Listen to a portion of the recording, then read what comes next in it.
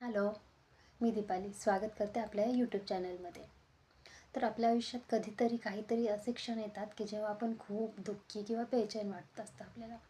त्यावेळी जितकी गरज स्वतःवर प्रेम करण्याची असते ना, तितकीच गरज या आय लव्ह यू या शब्दाचा अर्थ जाणून घेण्याची देखील असते.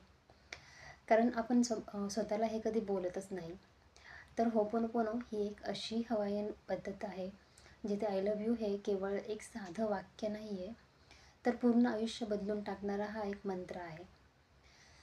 आणि हे शब्द जणू आपल्या अंतर्मनाला, आपल्या आंतरिक शांतीला जागृत करत असतात. आणि आय लव्ह यू हा शब्द, हे वाक्य जेव्हा आपण स्वतःलाच म्हणतो, तेव्हा आपल्याच अंतर्मनाशी आपण जोडले जातो.